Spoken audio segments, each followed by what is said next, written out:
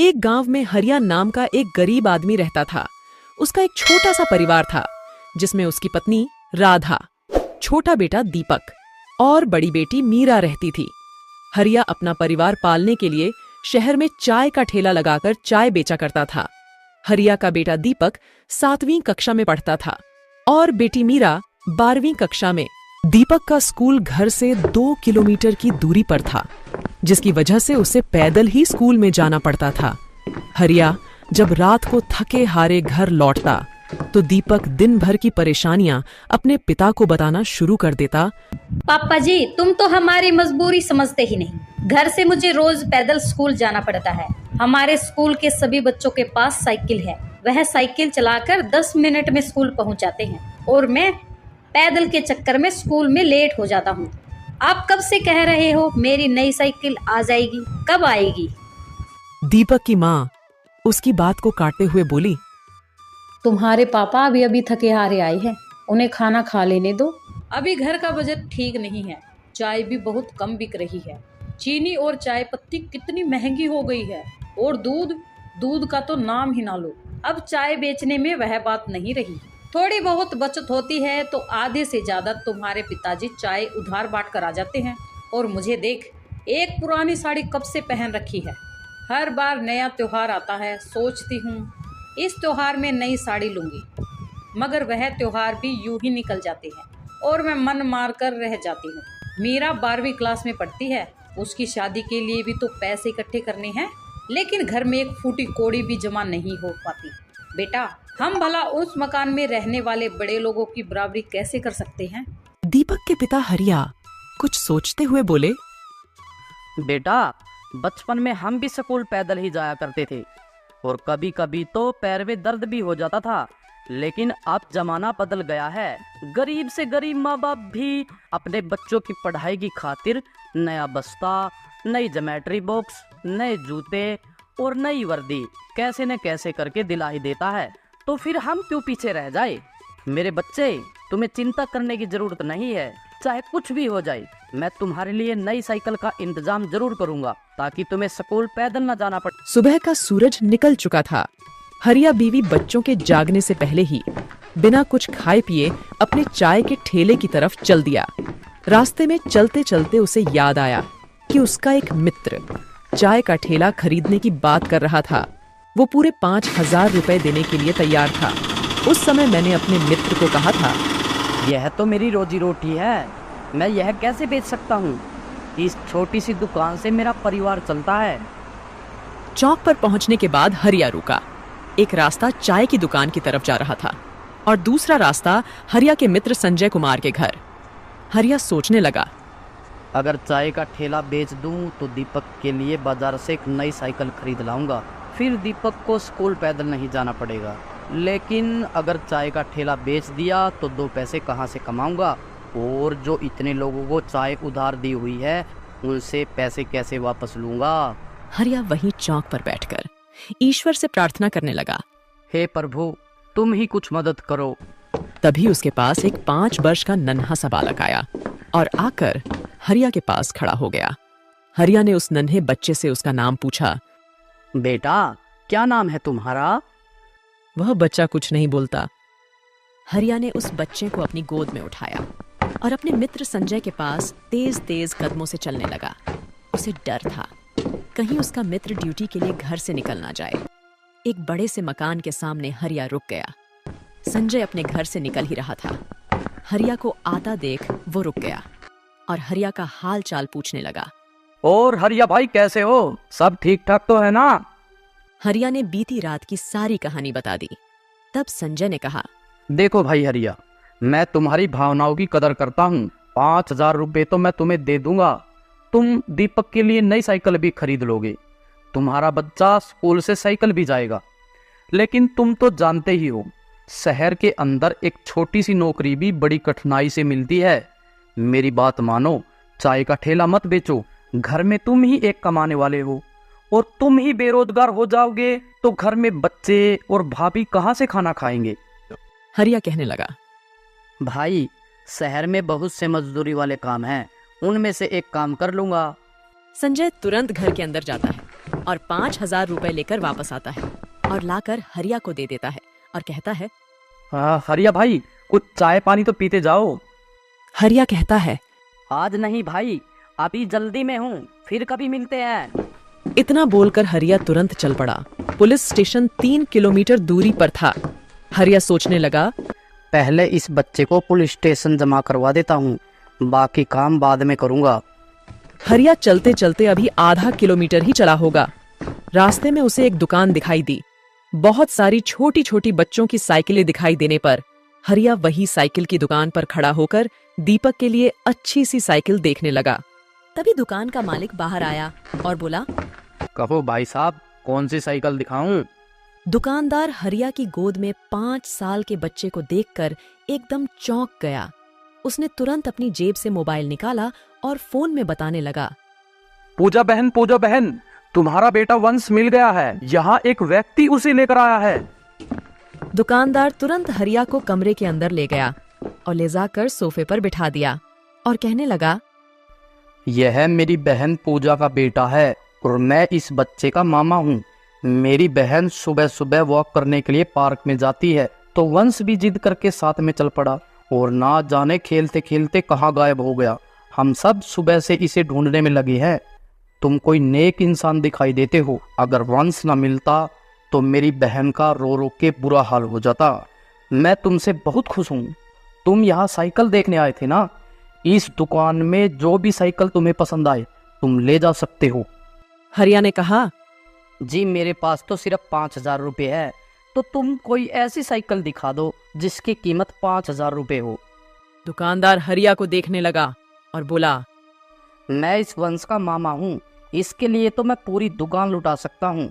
मैं तुमसे पैसे मांग लूँ, ये तुमने सोच भी कैसे लिया? तुम्हारे घर में जितने बच्चे हैं उतनी साइकिलें तुम ले जा सकते हो। शाम हो चुकी थी। दीपक बार बार घड़ी की तरफ देख रहा था।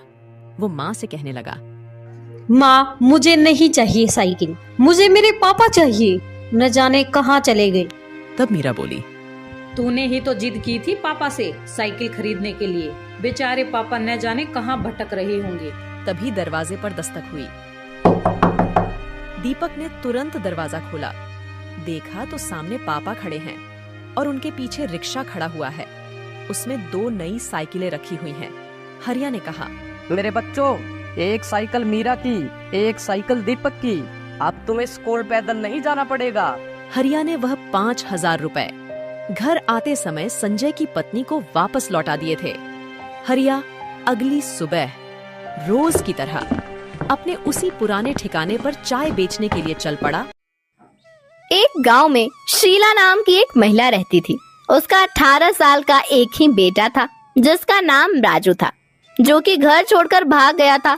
उसके पति की मृत्यु कुछ साल पहले ही हुई थी। वह अपना पेट पालने के लिए समोसे बेचा करती थी। आओ समोसे समोसे, गरम गरम समोसे, एक बार खाओगे तो बार बार आओगे, बार बार आओगे तो खाते रह जाओगे। आओ और खाओ समोसे, स्वादिष्ट नमकीन ताजा। थोड़ी देर बाद एक मुसाफिर आता है। अरे ओ अम्मा, समोसे कैसे दे रही हो? ताजा है क्या? बिल्कुल ताजा है साहब, मैं अभी अभी बनाकर लाई हूँ। ले लीजिए, 2 रुपए के 5, 1 रुपए के 2। तो 2 ही दे दो, ले लो 1 रुपया। अब क्यों साहब, आप 2 रुपए का लीजिए ना, 5 मिलेगा 5। बस आप ही सिर्फ 1 रुपये का दे दो। तो ठीक है, आपकी मर्जी। आपकी घड़ी में कितने बजे हैं साहब? 5 बजने में 4 मिनट बाकी है। हे भगवान, आज भी उस पागल के आने का समय हो रहा है। हे प्रभु, आज सब कुछ जानते हैं। मैं रोज उसको समोसे देती हूँ, फिर भी उसके मुंह से धन्यवाद का एक शब्द भी नहीं निकलता। बदले में रोज समोसे के पैसे भी ना देकर मुझे गाली देकर चला जाता है। मैं कब तक उसको क्षमा करूं? आप तो जानते ही हैं मेरे नाथ कि मैं एक साधारण औरत हूँ, मैं धर्मी नहीं हूँ। आज मैं उसको जरूर सिखाऊंगी कि मैं क्या कर सकती हूँ। चूहों को मारने की दवा समोसे में डालकर उस पागल को दे दूंगी। किसको यह पता चलेगा कि मैंने ऐसा किया है? किसी को भी पता नहीं चलेगा। अरे पागल है ना वह, जाएगा खाएगा और मरेगा। रोज मुफ्त में भर पेट समोसे खाने के बाद मुझको देता है, सिर्फ गाली ही गाली। आज मैं देख लूंगी। लेकिन वह भय के मारे कांपने लगती है और कहती है, नहीं नहीं, मैं ऐसा नहीं कर सकती। बाद में मेरा क्या होगा? नहीं नहीं, मेरा मन ऐसी बुराई करने से मुझे रोक रहा है। मैं क्या करूं? पागल रंगमंच पर आता है और जोर से हंसते हुए कहता है, अरे बुढ़िया, आसमान के नीचे इस धरती पर स्त्रियों में तुम जैसी कौन है इतनी उदार? ओ सुनो, मेरा यह आदेश है, इस महादेश के राजा का आदेश है, मुझे समोसे दो, नहीं तो इधर रखो समोसे। हे भगवान, मैं क्या करूं? क्या मैं जहर मिलाकर समोसे में दे दूं? हे भगवान, इसी समय मैं बहुत परेशान हूँ। यह क्या जिंदगी है? शीला उस पागल को समोसे दे देती है और वो वहाँ से चला जाता। सड़क पर पागल समोसे खाते और गीत गाते हुए जा रहा है। उसी समय एक लड़का आता है। वह उसी समोसे वाली का खोया हुआ बेटा राजू है। वह पागल के हाथ में समोसे देखकर कहता है, ओ भाई, जरा मेरी बात सुनो। देखो, मैं भूख से मरा जा रहा हूँ। 3 दिनों से मैंने कुछ भी नहीं खाया है। ओ मेरी माँ, मेरी प्यारी माँ। हैं? तुम कौन हो? आओ, तुम समोसे खाओगे? ले लो ये समोसे, भर पेट खा लो। मुफ्त में मुझको रोज समोसे मिलते हैं और मुफ्त में मैं तुमको दे रहा हूँ।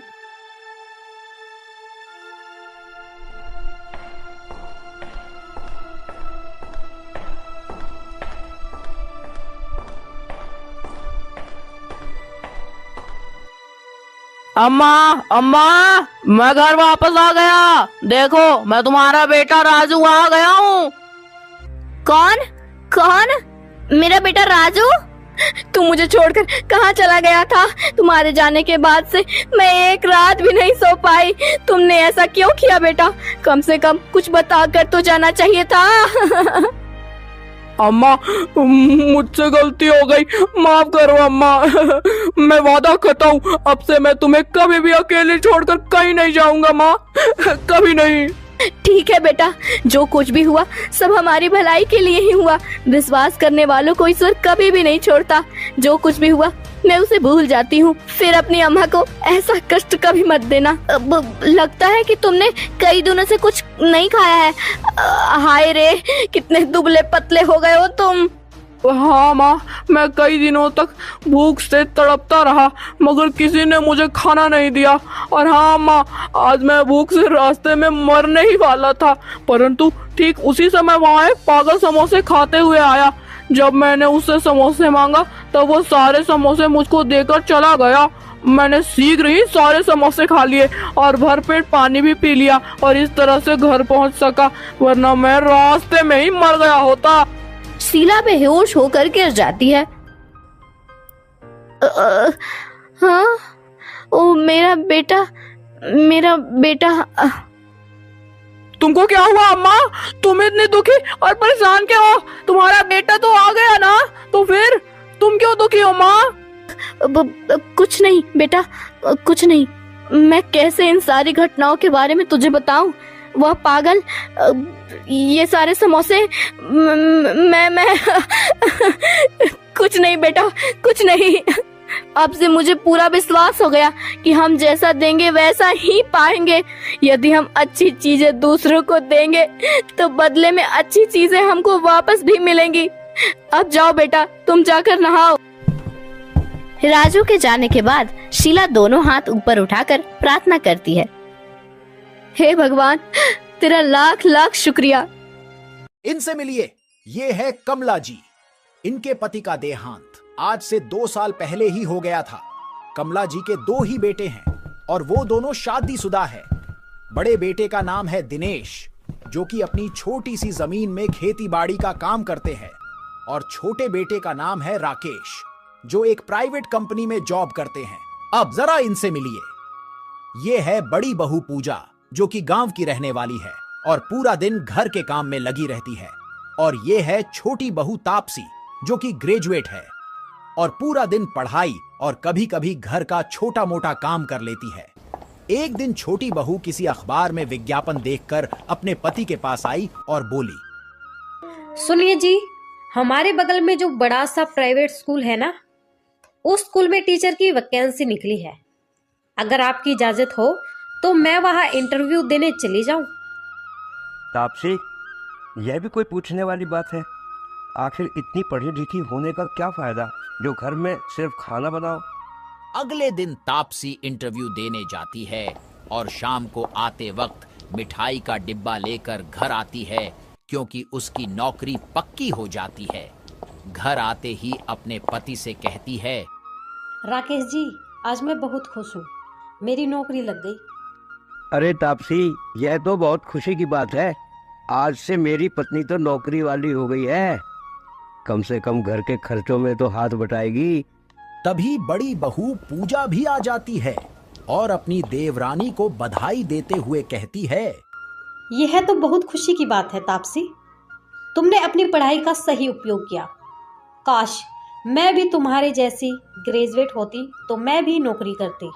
तभी कमला जी भी आ जाती है और कहती हैं, अरे बाहर जाकर नौकरी नहीं कर सकती तो घर में बहुत सारे काम होते हैं, अगल बगल के कपड़े ही सील ले, उससे भी आमदनी हो जाती।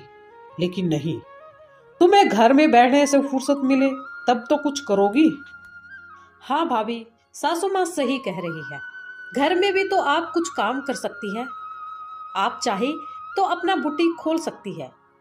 लोग सुनेंगे तो क्या कहेंगे कि देखो, एक बहू तो नौकरी करती है और दूसरी बहू घर में सिर्फ खाना बनाती है और बैठकर आराम फरमाती है। तापसी, तुम घर के कामों को इतना छोटा क्यों समझती हो? घर के काम से फुर्सत मिले तब तो कोई बाहर का काम करे, और मुझे लगता है कि घर के काम करने में कोई बुराई नहीं। भाभी, बचपन से मैं कभी हाउसवाइफ नहीं बनना चाहती थी। मेरा तो बचपन से सपना था कि मैं नौकरी करूंगी, और आज मुझे नौकरी मिल गई तो मैं बहुत खुश हूँ। घर के काम में तो मेरा बिल्कुल भी मन नहीं लगता। छोटी बहू, लेकिन घर के काम तो करने ही पड़ेंगे ना। आज एक साथ हो तो बड़ी बहू काम कर देती है, लेकिन जब अलग रहने लगे तो तुम्हें अपना काम तो खुद ही करना पड़ेगा ना। देखिए मम्मी जी, या तो मैं नौकरी करूंगी या घर का काम करूंगी। एक साथ मैं दो काम नहीं कर सकती हूँ। भाभी जब कुछ नहीं करती है तो घर का काम तो करना ही पड़ेगा ना। बड़ी बहू पूजा चुपचाप खड़े होकर अपनी देवरानी तापसी की बातें सुनती रही, क्योंकि वह स्वभाव से सीधी थी, इसीलिए उसने कुछ नहीं बोला। तापसी जब से नौकरी लगी थी उसे अपनी नौकरी का घमंड हो गया था। संडे का दिन था, सब लोग देर से सोए हुए थे, लेकिन पूजा सुबह सुबह उठकर घर में झाड़ू लगा रही थी। तभी उसका पति दिनेश बोला, पूजा, माना कि तुम तापसी जितनी पढ़ी लिखी नहीं हो, लेकिन ज़रूरी तो नहीं है इंसान नौकरी ही करे। तुम क्या अपनी पूरी ज़िंदगी इसी तरह झाड़ू लगाने और घर के काम में बिता दोगी? अपना काम तो नौकरी से भी अच्छा होता है पूजा। सही कह रहे हो। आपकी मम्मी जी भी कई दिनों से कह रही थी कि मुझ में कढ़ाई सिलाई का हुनर तो है, मैं अपनी खुद की दुकान क्यों नहीं खोल लेती हूँ। मैं आपसे पूछने ही वाली थी। पूजा, इसमें पूछने की क्या बात है? अगले महीने मैं शहर में तुम्हारे लिए कोई किराए की दुकान ढूंढ दूंगा। लेकिन दिनेश, इतने पैसे हमारे पास कहाँ से आएंगे? देखो पूजा, तुम उसकी चिंता मत करो। मैं कई दिनों से नोटिस कर रहा था कि जब से तापसी ने नौकरी ज्वाइन की है तब से माँ का रवैया तुम्हारे प्रति बदल गया है। तुम्हारी इस तरह से इज्जत नहीं होती जैसी कि तापसी की करती है। माँ को ये लगता है कि तापसी नौकरी करती है, इसीलिए वह तुमसे ज़्यादा काबिल है। इसीलिए तुम्हें कुछ ना कुछ तो करना ही होगा। घर के कामों के लिए हम कोई नौकरानी भी तो रख सकते हैं। इतना बोलकर दिनेश अपने खेत पर चला जाता है। एक दिन कमला जी की पड़ोसन बिमला उनके घर आई। ड्राइंग रूम में बैठकर दोनों आपस में बात कर रही थीं कि तभी बड़ी बहू पूजा चाय और बिस्किट लेकर आई। अरे बड़ी बहू, मुझे आए आधा घंटा से ज्यादा हो गया, लेकिन छोटी बहू अभी तक नजर नहीं आई। कहाँ है वो? बिमला, तुम्हें नहीं पता छोटी बहू अब नौकरी करने लगी है। तुम्हारे आने से 5 मिनट पहले ही नौकरी करके घर आई है। अपने कमरे में आराम कर रही होगी। अभी बुलाती हूँ उसे। अरे ओ छोटी बहू, जरा इधर आओ तो, बिमला आई है, तुमसे मिलना चाहती है। छोटी बहू ने अपने कमरे से आकर बिमला जी को नमस्ते किया। नमस्ते आंटी जी, कैसी हैं आप? अरे बेटा, नमस्ते नमस्ते, मेरी बगल में बैठ जाओ। क्या बताऊं आंटी जी, जब से मैंने नौकरी ज्वाइन करी है, नौकरी से आते ही थक जाती हूँ, इसलिए आकर अपने कमरे में आराम कर रही थी। कमला, आपने बताया नहीं कभी कि आपकी छोटी बहू नौकरी करने लगी है। अरे बिमला, मैं तुम्हें बताना भूल गई। अभी कुछ दिनों से पहले तापसी नौकरी करने जा रही है। कमला, आपकी दोनों बहुएं कितनी अच्छी है। छोटी बहू नौकरी करती है और बड़ी बहू ने कितने अच्छे से घर को संभाल रखा है। और मेरी बहुओं को देख लो, पूरा दिन कुछ नहीं करती, पूरा दिन आराम फरमाती है। आंटी जी, मैं भी अगले महीने से अपना बुटीक खोल रही हूँ। क्यों मम्मी जी? बिमला, बड़ी बहू सही कह रही है। मैंने ही इसे सलाह दी कि कब तक घर के कामों में उलझी रहेगी। आखिर तेरे पास भी सिलाई कढ़ाई का हुनर है, उसका इस्तेमाल कर। कुछ दिनों के बाद पूजा अपना बुटीक खोल लेती है और उसका काम अच्छा चल जाता है। और इधर तापसी की नौकरी छूट जाती है, जिसकी वजह से वह परेशान रहने लगती है। इसी तरह से कुछ दिन बीत जाते हैं। एक दिन कमला अपनी छोटी बहू तापसी से कहती है, अरे तापसी, इस तरह कैसे काम चलेगा? और कुछ नहीं तो पूजा के साथ ही बुटीक पर काम कर लो। अरे अपना काम तो नौकरी से भी अच्छा होता है। आप सही कह रही हो मम्मी जी, मैं कल से ही पूजा के साथ बुटीक पर काम करने के लिए जाऊंगी। और कुछ नहीं तो कम से कम अपना खर्चा तो चला सकूंगी। तापसी मन ही मन सोचने लगी कि मैं कितनी गलत थी। जिस नौकरी का मुझे घमंड था, वो आज मेरे पास नहीं रही। मैंने अपनी जेठानी को पता नहीं क्या क्या बोला था और वो बेचारी चुपचाप सुनती रही। शाम को जब पूजा बुटीक से वापस आई तो तापसी ने उससे माफी मांगी। बहन, मुझे माफ कर दो, मैं कितनी गलत थी। मैंने पता नहीं आपसे क्या क्या बोला, लेकिन आप हमेशा चुपचाप सुनते रही। आज मुझे अपनी गलती का एहसास हो गया है। अरे तापसी, तू कैसी बातें कर रही है? तू तो मुझसे छोटी है और बड़ों का काम होता है माफ करना। क्या हुआ अगर तेरी नौकरी चली गई? हम दोनों बहन अपना बुटीक चलाएंगे और अच्छा पैसा कमाएंगे। अगले दिन से ही पूजा और तापसी अपनी दुकान पर जाने लगी।